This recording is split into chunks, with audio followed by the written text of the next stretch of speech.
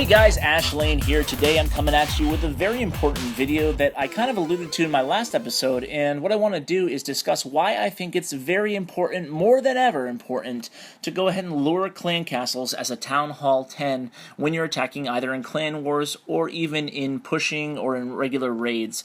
So let's go ahead and take a look at the war log here in Red Elite. It's from our most recent war. I had a few lure attacks, or a couple lure attacks, that I wanted to go over, mostly because I can just get you into my exact mindset as to what I was thinking throughout the whole process of the raid. So let's go ahead and start here. This, by the way, this war had a lot of great attacks in it, and I'm going to be bringing you those in a more full war recap coming up soon. But for now, I want to focus on both my attacks, like I said, and let's talk about briefly why I now advocate luring clan castle before you could kind of go in with your go wipe and go wee attacks, and just deal with the clan castle as it came out, either with a lightning spell or with a poison spell. But now that people are adjusting and putting high hit point units in their clan castles, you can see there's a very popular base design here that we're going to be hitting right now. Now that they're doing that, you kind of want to zig while they zag, right? So they're putting high hit point units so you can't easily zap or poison their units in the middle of the attack, but that actually gives the attacker some advantages that not a lot of people are talking about. One of the advantages is that it only takes 1 or 2 hogs or balloons to lure out a max capacity clan castle when there's high hit point units in it.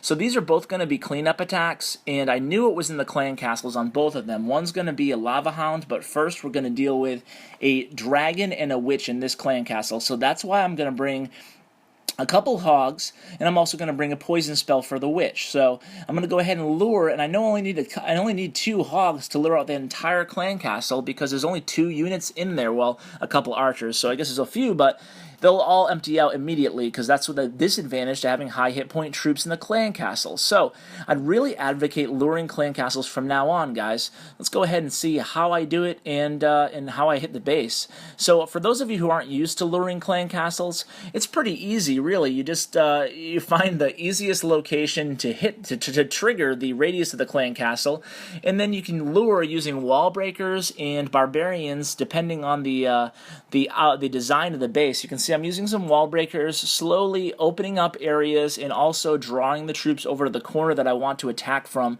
Been using Earthquake a lot. As you guys know, it really opens up a huge radius into the base, clears out a lot of walls, doesn't expire, and just very useful when I don't need 2 jumps. When I'm able to condense it, I prefer Earthquake into one area. Now you can see here that I'm just continuing to lure the troops. I want to get the witch and the skeletons all bunched up so I can use that poison on them. You want to note how fast it bleeds through. Now, a lot of you might be asking why I chose to go in from the direction that I did. Well, first of all, there's not a huge defensive concentration. There's only 1 expo in the area, and I'll only have to be dealing with one of the multi-inferno towers as well going into the base. And the flow is such that the funneling is such with the defensive units that the archer tower, the cannon, the air defense should lead my golems, at least 1 or 2 of them, up north towards that Barbarian King or into the center towards that Expo. So that's where I went in from where I did. You can see here a very, very important part of this raid is these wizards right over here dealing with the Builder Hut and the Dark Elixir Storage and the Lab. Now, you'll notice I have not dropped my heroes yet, because the Archer Queen is very apt to go up north. If there's any units outside the walls, she's very easily distracted. That can make the whole raid go wrong. So a lot of people might forget about these units up here. You can see I didn't drop a golem, so there's really no cover, but the Archer Tower is attracted to this golem over here. So very, very important note to be in this raid. Probably one of the most important things besides the actual lure is that I took care of those that Builder's Hut before I dropped my heroes. I made sure I dropped my heroes a little bit to the south there so they wouldn't be distracted by that barracks up there that the skeletons and the wizards are on. Now you can just concentrate on the rest of the raid. Now I don't have to deal with the clan castle troops.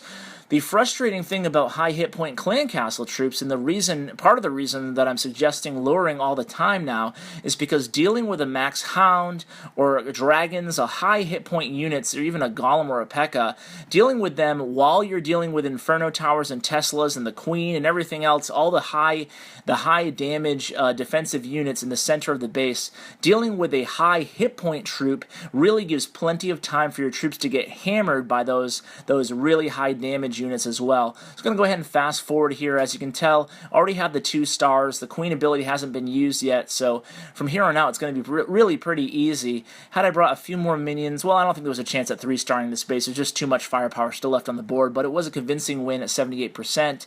So, and that was partially or mostly because of the lure. So let's go ahead to my other attack here, right here against the second player on the board.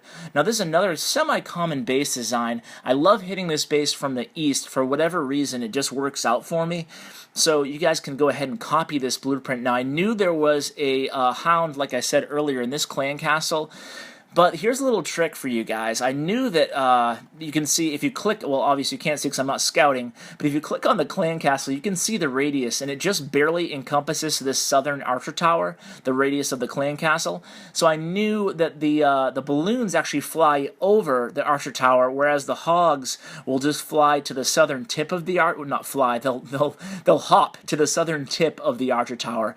So that's a very important point. That's why I brought balloons versus the hogs, because I was afraid the hogs might not trigger that clan castle. Now it's impossible to know whether they would or they wouldn't, but I just want to play it safe when it's something that close to the outer edges, the radius. So you can see here, once again, this base was attacked previously, so I kind of had an idea where some of the what was in the clan castle, and it's always smart to use some wall breakers. If you put some barbarians or some or one wall breaker by itself before you drop in the main load there to trigger any possible traps. So you always do that in all your attacks. You can see here is the lava hound in the clan castle, and watch how I deal with the lava hound. It's going to be very interesting. I've seen a few attackers do this, so I decided to copy it myself. And what I'm doing here is I'm only putting 1 wizard in a golem on the lava hound. So the first troop I dropped after triggering that lava hound deployment there, or the clan castle, is the golem. So I knew the lava hound would target that golem and stay on it the entire raid. And then I dropped 1 lone wizard to slowly bleed that lava hound down.